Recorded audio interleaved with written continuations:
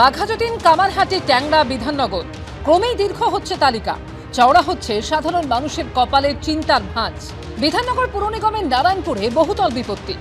স্থানীয়দের অভিযোগ, দীর্ঘদিন ধরে একটু একটু করে হেলছে বাড়ি, যে কোনো মুহূর্তে ভেঙে পড়তে পারে।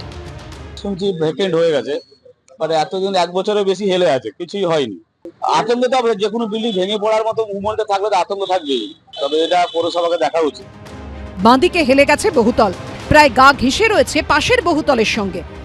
চিত্র সাংবাদিক বন্ধু অভিজিৎ দাসকে বলবো যে এই বহুতলের ছবিটা দেখাতে।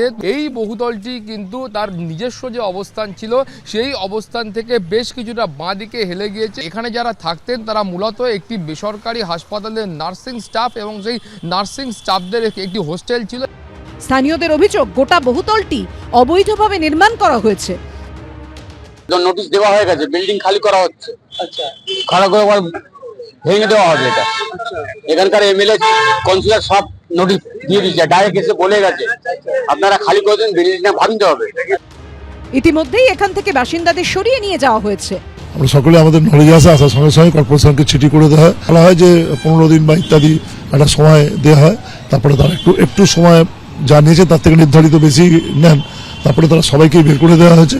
এটা যা আছে, যা প্রসেস আছে, কর্পোরেশন শুরু করে দিয়েছে, সেই প্রসেস অনুযায়ী হবে।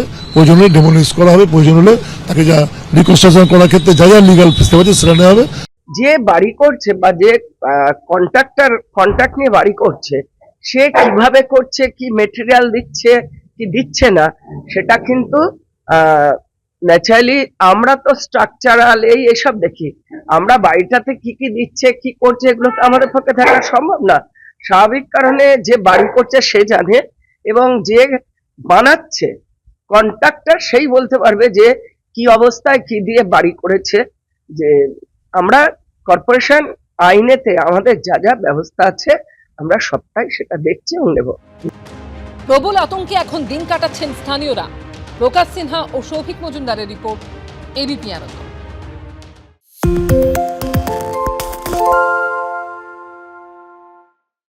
সত্য অন্তহীন, সত্যের খোঁজও তাই, সত্য সন্ধানে তাই আমরা অক্লান্ত, অকুতভয়। এবিপি আনন্দ নতুন ভাবনার প্রতীক, যা মনে মুক্ত, তথ্যে যুক্ত এবং যাবতীয় সীমানার বাঁধন থেকে মুক্ত। সীমা না শব্দটির মধ্যে লুকিয়ে আছে মানা শব্দটি, যেন চোখ রাঙানি এক অদৃশ্য বেড়াজাল, যা আটকে রাখে আমাদের এক ছোট্ট গণ্ডির মধ্যে। একমাত্র সঠিক খবরই গড়ে তুলবে এক মুক্ত সমাজ।